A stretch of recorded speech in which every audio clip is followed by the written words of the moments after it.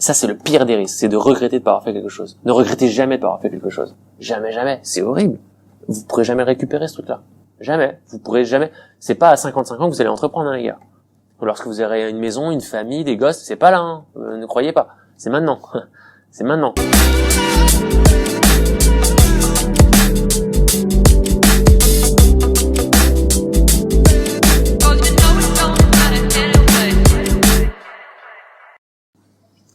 Ok. Je vais peut-être en avoir marre au sur et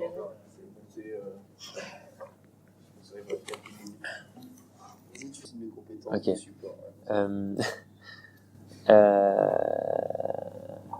C'est bien de vous présenter, surtout au début.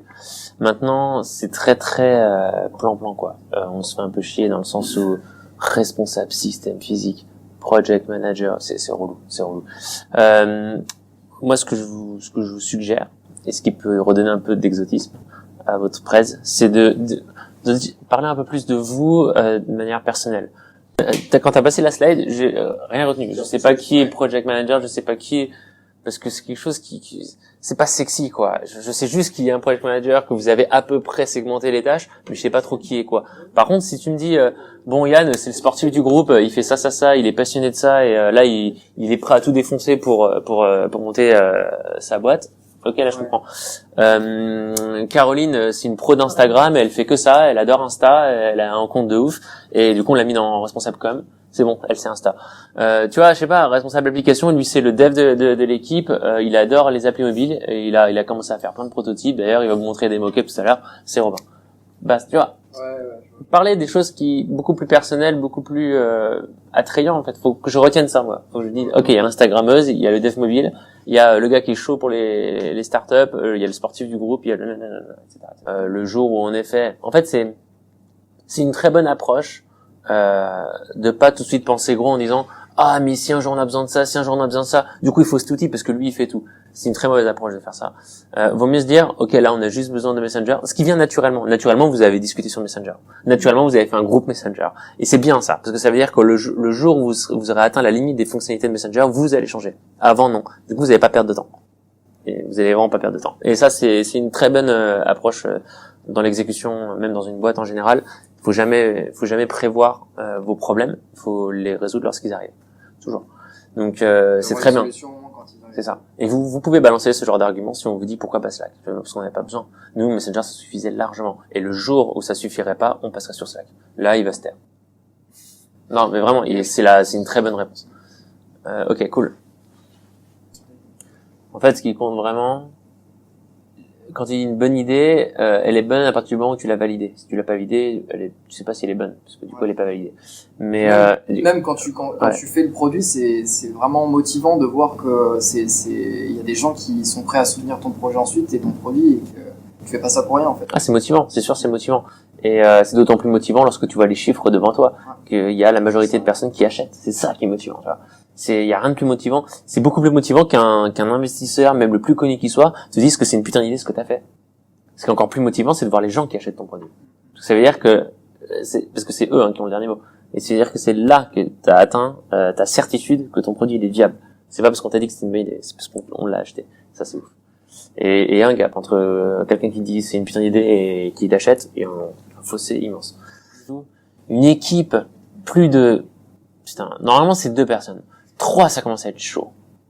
Plus de 3, faut concilier tout le monde si on veut vraiment. Tu peux pas. En fait, c'est chaud. 2, déjà, c'est compliqué parce que quand il y a 2 avis qui divergent, c'est compliqué. C'est vraiment compliqué.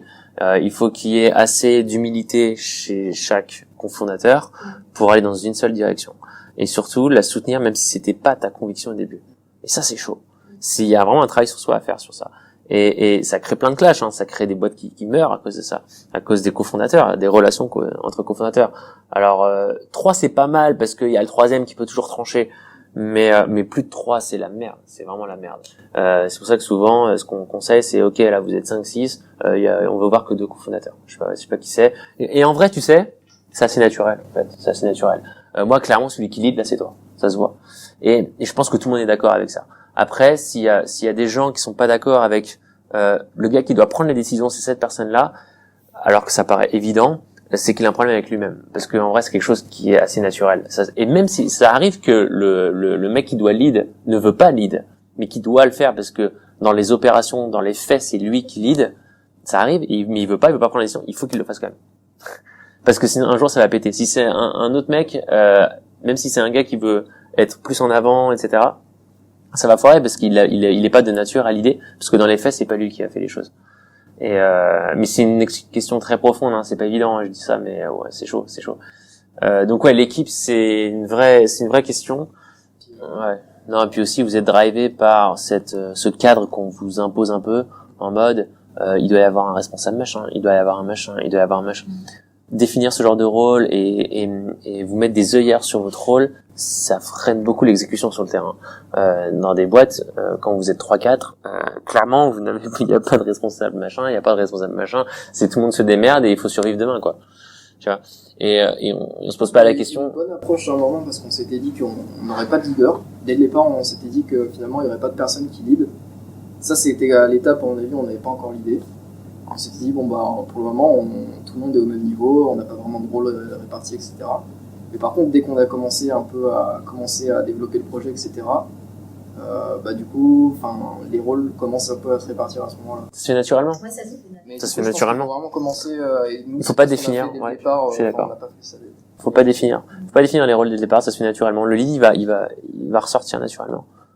Et il va mettre tout le monde d'accord. Même si l'idée vient pas de lui, ça n'a rien à voir. Alors attention à ça. Rien à voir. L'idée n'a rien à voir avec le gars qui doit lead. Sinon, il y a beaucoup de bots qui mourraient. Non, clairement, l'idée n'a rien à voir avec l'exécution. C'est deux choses totalement différentes. Idée, exécution, ça n'a rien à voir. Et ceux qui gagnent, c'est ceux qui réussissent leur exécution. C'est pas ceux qui ont une bonne idée. Vraiment. C'est bizarre parce que ça, dans les projets Pix, il me semblait que les rôles, on les définissait bien avant, qu'on ait déjà choisi le sujet. C'est bien ça le problème. C'est un vrai problème. Je sais bien. Mais faut pas leur en vouloir. On est dans une école d'ingénieurs. C'est normal. Ils aiment bien quand il y a des cadres. Eux, ils ont comme modèle ce qui se passe dans les équipes dans les grosses boîtes. Et ils pensent que une startup, ça se construit comme ça. C'est faux. C'est complètement faux. C'est très dangereux. Vous allez perdre plein de temps. Et vous allez surtout vous créer plein de clashs entre vous si vous faites ça. Ah, mais c'était ton travail, ça. Mais non, c'est le travail de tout le monde, les gars. Faut survivre.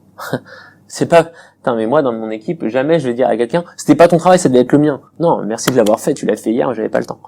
Alors que ça devait être moi, à la base, qui devait le faire. Merci de l'avoir fait. C'est ça, on est une équipe. À partir du moment où les bases sont les mêmes, à partir du moment où vos valeurs sont les mêmes, après l'exécution, elle va suivre. Et vous serez toujours tous d'accord avec ce que chacun fait, et vous n'avez pas besoin de savoir ce que fait l'autre. Sinon, vous allez perdre trop de temps. Si le lead a besoin de savoir chacun fait quoi, et s'il se vénère parce qu'il est pas au courant de savoir chacun fait quoi, vous allez jamais avancer. Vous allez créer du clash entre vous et il y aura pas de cohésion. Par contre, là où c'est important, c'est que chacun ait la même vision et soit d'accord sur la même base. Après, l'exécution, elle peut que être cohérente. Après, il peut y avoir des frictions sur les valeurs. Si quelqu'un a fait quelque chose qui est complètement en contradiction avec les valeurs de base, c'est là qu'il faut discuter. Ah, mais t'as fait ça, mais attends, mais c'est pas du tout, c'est pas nous, ça nous ressemble pas. Et là, faut pas parler du fait, donc de ce qu'a fait la personne, mais plutôt c'est pourquoi il l'a fait. Et c'est là que c'est intéressant, parce que du coup, il peut y avoir après des conflits sur les valeurs entre vous. Et ça, faut le résoudre le plus vite possible. Mais bon, ça, c'est un autre sujet. Le rôle du leader, c'est un peu d'aplanir un peu tout ça, mettre tout le monde d'accord. En fait, le rôle du leader, c'est lui qui dit, moi, je pense que la vision de la boîte, c'est ça, et je pense qu'on représente ça. Est-ce que vous êtes d'accord? Avant même toute exécution, ça devrait être ça dès le départ. Si tout le monde est d'accord avec ça, après, c'est go, les gars, maintenant, on commence, on exécute. Et ça peut que bien se passer. Parce que tout ce que vous allez faire va découler de cette base-là. Et si je repère qu'il y a quelqu'un qui a fait quelque chose qui n'a rien à voir avec ça, là, faut que je discute. Attends, mais c'est bizarre, pourquoi t'as fait ça alors qu'on est ça? Mais jamais, t'aurais jamais vu dire ça. Non. Il dit, pourquoi tu l'as fait? C'est bien. Bah, excuse-moi. De toute façon, il faut tester des choses, donc je suis content que tu l'aies fait. Je préfère largement que t'aies fait ça plutôt que rien. Tu vois? Mais par contre, pourquoi tu l'as fait alors que ça correspond pas à ça? Donc, parlons de la base. Est-ce que tu es d'accord ou pas? Après, la base, elle peut évoluer. Hein. Vous savez, il y a plein de boîtes qui changent de culture parce qu'ils se rendent compte que même eux, ils évoluent avec la croissance, qu'ils commencent à changer un peu d'idées, ils vont dans une autre direction, mais il faut toujours que ce soit très clair entre vous. Sinon, ça crée trop d'emmerdes. Après, je peux vous donner plein d'exemples tout ça, mais bon, là, on va perdre du temps, donc on va continuer. Ok, difficultés rencontrées. Enjeux écologiques. Après là, c'était un petit rappel. Lorsque vous vendez un produit ou un service qui fait économiser de l'argent à quelqu'un, la bonne pratique, c'est de lui montrer combien il va économiser et pas combien ça va lui coûter. Je m'explique? Ah oui, si je voulais vendre mon produit. Ouais. Ouais, mais là, c'est clairement pas tourné comme ça. Je dis pas qu'il faut le tourner comme ça. Ouais. Je dis par exemple, je dis que pourquoi je vais dire ça, c'est parce qu'il faut pas avoir peur de mettre un prix fort si tu arrives à le justifier Oui. pour une économie forte. Donc si vous augmentez votre prix, je sais pas, admettons 500 € prix de Pour vente. ça, dans la soutenance, là, à ce moment-là de la soutenance, c'est là où je disais que, rappelez-vous du 400 € quand je parlais du foyer de 6 personnes, bah, finalement, c'est ce qu'ils vont économiser sur une année pour un foyer de 6 personnes. Maintenant, il faut pas leur dire rappelez-vous, il faut leur montrer tout de suite. Parce que moi, ce que je veux voir sur ton site ou même sur ta presse, c'est quand tu achètes ça, tu vas payer en moyenne, tu vas économiser, je sais pas, 250 € par an, et tu auras déduit déjà le prix de ton. C'est ce que je veux dire. Ouais, Il faut que j'ai le résultat à la fin de l'année. C'est l'aspect séducteur, ça. C'est pas séducteur, c'est juste c'est des faits en fait. C'est exactement ce que je vais économiser dans l'année. C'est comme je sais pas moi Tesla, quand tu vas sur le site de Tesla et que tu vas acheter une Tesla, il te met pas le prix d'achat. Hein. Il te met ce que tu vas payer, ce que tu devrais payer si c'était une naissance. Donc il enlève les coûts pour je sais pas, admettons 10 000 kilomètres par an, il va te dire tu vas économiser à peu près 5 000 € d'essence. En plus t'as un bonus de 6 000 € par l'État. Du coup ton prix c'est pas 60 000 mais c'est 45 000 le prix de la voiture. Ouais. Tu vois ce que je veux dire? Et c'est ce qu'il affiche, 45 000. Et en fait on comprend beaucoup mieux. C'est-à-dire que moi là si je vais sur ton site 500 € ouais je vais avoir peur. Par contre si tu me dis non ton truc il va te coûter 250 € parce que tu auras économisé 250 € Il suffit que tu dans mettes l'année. une petite barre sur l'année. Je vais aussi parler des risques au lancement d'une start-up. Ah, c'est quoi? Ça, je sais pas. C'est quoi les risques au lancement d'une startup? Enfin, je sais pas ce que c'était. C'est quelqu'un qui vous a dit de faire ça, c'est ça? Ouais, alors du coup, j'ai mis Dans 2 les icônes trucs. quoi ce matin. Et Donc si vous allez parler. C'est- On l'a déjà dit en plus au début les difficultés et pour tout. entreprendre, c'est qu'il n'y a pas de risque justement. Alors, c'est ça, parce que tu dépenses pas. Les sommes. Moi justement je dirais que le risque c'est de perdre de l'argent mais on s'en bat les couilles parce qu'on peut en récupérer donc y a pas de risque. Le seul risque c'est de se pas se lancer et du coup perdre du temps à la limite. Mais du coup c'est plus des risques liés à la startup. C'est des risques de rien faire. Après, l'argent, faut en avoir quand même. On va voir quand même mais tout le monde a 100 balles au moins. Ouais. Avec 100 balles Je sais tu pas montes si largement ta boîte. Évidemment que si. Là vous l'avez fait avec 25 € je crois un pub Facebook. Moi, je sais pas si je me fais un cool, j'ai 100 €. Non, je non, peux non, monter ma t'avais boîte, fait quoi. la démo à toi la dernière fois. Les applications. Bon après ça vous pouvez apprendre assez facilement sur internet. Moi je mettrais pas ça. Hein. Ou alors si je m'amuserais Mais ça, c'était parce que ça faisait partie des critères du RV4 pour moi. Enfin, tu regardes, C'est écrit dedans Évaluer, ouais. Ah bah alors moi, si j'étais vous, je dirais ce que je viens de dire, c'est que bah justement les risques c'est de pas se lancer. Donc risque au lancement, maintenant c'est des risques de non lancement. Je vais plutôt parler de ça parce que c'est déjà plus intéressant. Les risques de non lancement c'est de perdre du temps et le temps c'est irrécupérable. Par contre, les risques qu'on est en train de prendre là pour entreprendre ce projet-là, c'est juste de l'argent et ça on peut le récupérer facilement. Du coup il y a pas de risque. Moi je dirais ça honnêtement. Ça va mettre tout le monde d'accord. Mais après vous faites ce que vous voulez, vous pouvez dire mais non mais vous avez quoi à risquer les gars? Juste j'ai envie de vous entendre sur ça. Bah, moi, je Mhm. suis pas d'accord. Vas-y dis-moi. Bah non, moi, au niveau de l'argent, moi, je me lancerai pas si je suis pas sûre d'avoir un bagage financier derrière, quoi. Enfin, moi, je suis quelqu'un de stressé, donc je pense que je pourrais pas me lancer comme ça si je peux pas assurer mes arrières derrière. Mais ce projet-là, aujourd'hui, vous avez mis combien d'argent?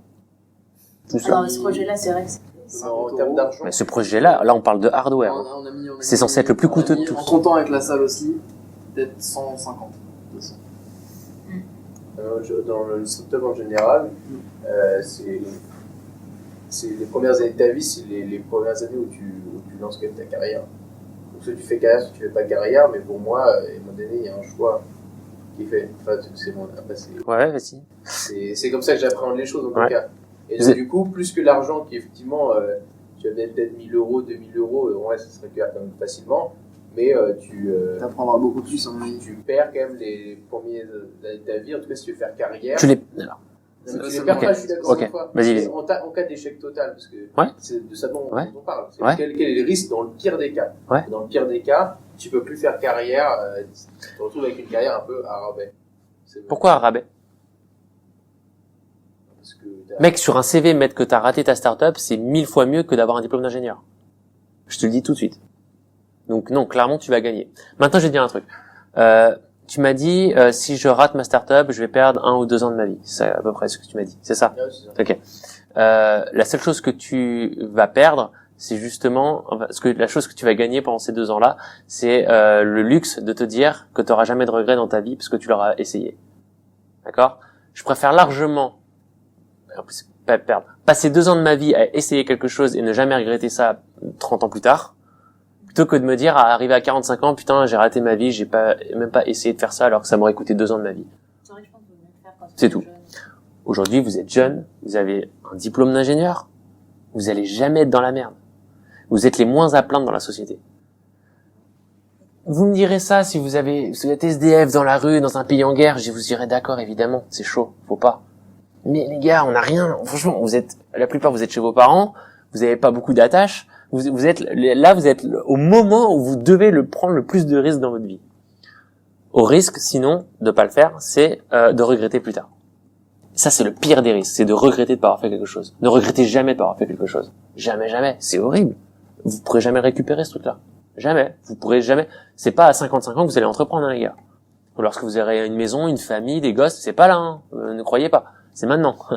C'est maintenant. Là, vous avez pas d'attache, vous êtes bien, vous êtes sécure, vous êtes confortable, il y a vos parents derrière. Et là, vous pouvez y aller. Vous avez un putain de diplôme. C'est ça, ton putain de bagage. C'est ton putain de diplôme. Tu dis que t'as pas de bagage, bien sûr, t'en as un énorme, c'est le plus gros que tu puisses avoir à ton âge. C'est le plus gros. Donc non, clairement pas.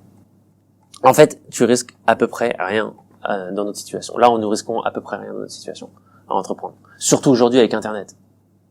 150 balles, vous avez vu ce que vous avez fait. Et pourtant, vous avez cours à côté. Hein. Imaginez, vous avez pas cours à côté. Donc non.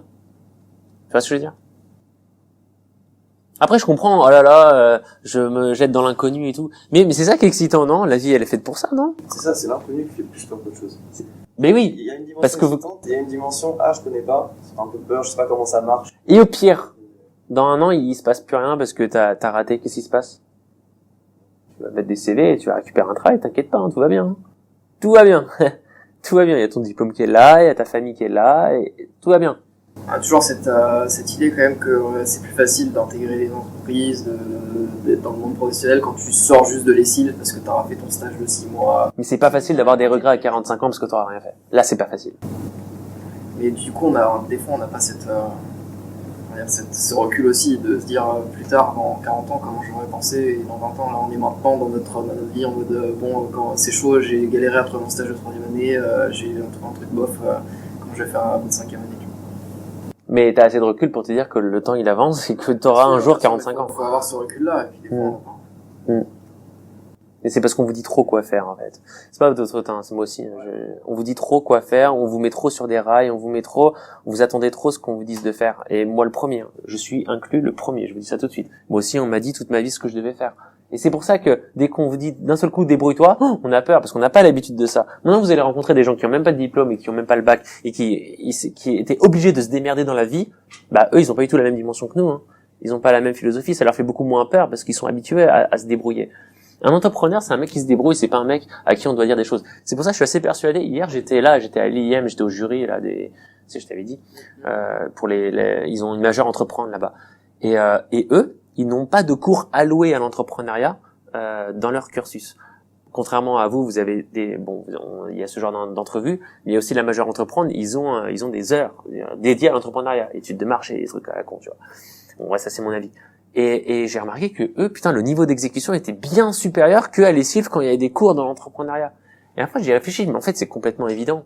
C'est parce que à partir du moment où tu dis à un étudiant, surtout un étudiant qui a l'habitude d'avoir des cours et qui a l'habitude d'écouter ce qu'il doit faire, tu lui dis, bah attends, ce jour-là, t'as un cours d'études marché. Ce jour-là, je vais te dire comment faire ça. Ce jour-là, je vais te dire comment lancer un produit. Il va rien faire chez lui, il va juste attendre que les cours arrivent. Donc il va se ramener en cours, il va faire, bon bah non, je fais quoi? Ah non. Être entrepreneur, c'est un mec qui taffe chez lui la nuit pour essayer de se démerder. Et comme on le met dans un mood où il doit écouter ce qu'il doit faire, bah évidemment ça donne des gens qui attendent. Ça donne des gens qui ne font rien, qui ont une très mauvaise exécution. Versus l'IIM, putain les mecs, ils avaient 0 cours d'entrepreneuriat, les soutenances que j'ai vues, putain le niveau d'exécution était bien supérieur à ce que j'ai vu à la majeure entreprendre à l'ESIL, et pourtant ils ont 0 cours. Mais c'est simplement parce qu'ils ont dû chercher eux-mêmes l'info sur internet, ils ont dû se démerder à côté de leurs cours, et du coup bah l'exécution est bien supérieure parce qu'ils ont pas le choix, ils doivent avancer tout seuls. Ils ont pas le choix, parce qu'ils ont une soutenance à la fin. Ils ont pas le choix. Et évidemment, ça amène des gens qui avancent beaucoup plus. C'est pour ça, là, vous êtes trop sur des rails, et vos parents vous mettent sur des rails, et l'école vous met sur des rails. Et c'est pour ça que dès qu'on vous met un petit peu en dehors de ces rails-là, vous êtes perdu, et c'est complètement normal parce que vous êtes habitué à ça. Maintenant, votre taf, c'est de travailler sur cet état d'esprit que vous inquiétez pas, allez vivre dehors, vous allez voir, tout va bien, allez vous mettre un petit peu dans la merde, vous allez voir, tout se passe bien. Moi, ça fait 3 ans que j'ai pas de salaire, je suis là les gars, tout va bien. J'ai 2 boîtes, tout va bien. Je suis là, je suis encore en vie. Et pourtant, je fais toujours pas assez d'argent pour vivre. Et je me démerde juste. Tout va bien, j'ai un diplôme d'ingé. Le jour où je serai vraiment dans la rue, t'inquiète pas que j'aurai mon diplôme. J'ai monté ça, c'est fail. Expérience de ouf. J'ai plein de choses à vous apporter, les gars. Et regardez comment je parle aujourd'hui. C'est pas parce que j'ai travaillé dans une boîte que je parle comme ça. C'est des prises de conscience. J'étais comme vous. J'étais vraiment comme vous. Juste essayez. D'avoir tenté quelque chose pendant 2 ans et d'être face à Ça, c'est un problème culturel en France. L'échec, c'est-à-dire quelque chose qui ne donne rien, c'est un signe de non-succès ou de non. Ouais, Alors qu'aux États-Unis, bien c'est sûr. complètement l'inverse. Mais complètement. Et vous allez, de toute façon, vous allez le ressentir. Le jour où vous allez échouer, vous allez dire, putain, en fait, toi, t'as fait quoi? Les mecs qui se disent, ouais, t'as échoué, toi, t'as fait quoi en attendant? Moi, je l'ai fait au moins. C'est beaucoup plus satisfaisant personnellement. C'est juste essayer une fois. T'as le droit de me contredire, mais juste, t'as encore plus le droit de me contredire le jour où tu l'auras fait et tu m'as dit, ouais, non, là, j'ai pas du tout aimé ça. Là, je te dis, ok, vas-y, go, alors, va dans une boîte. Mais juste essaye une fois. Tu vas voir, c'est ouf. Moi, je croyais comme toi au début. J'avais la même pensée que toi. J'avais exactement, de toute façon, on peut pas avoir une pensée différente quand on est dans une école d'ingé.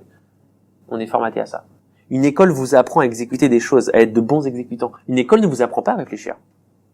Une école ne vous apprend pas à être intelligent. Une école vous apprend à bien travailler dans une entreprise. À être un bon exécutant. Et c'est ça qui est ouf. Et quand t'as compris ça, c'est chaud. Moi, je trouve ça chaud. Tu verras jamais un gars qui sort de HEC ou de Polytech faire une boîte. Parce on lui a pas enseigné ça, on lui a pas dit qu'il fallait se débrouiller comme ça. Non, on m'a dit qu'il fallait bien que je manage un projet, qu'il fallait que je réponde bien sur des specs, il fallait que je satisfasse mon client, mon boss, que la boîte tourne, voilà quoi. Mais jamais être dans la merde et essayer de faire de l'argent. Jamais. On m'a jamais enseigné de faire de l'argent. Pourtant, c'est ce qu'il faut faire dès le plus jeune âge, je pense. Bon, je vais arrêter, sinon je vais vous mettre encore plus en retard. Mais voilà quoi. Nos examens Ouais. On va apprendre à exécuter. C'est ça, exactement.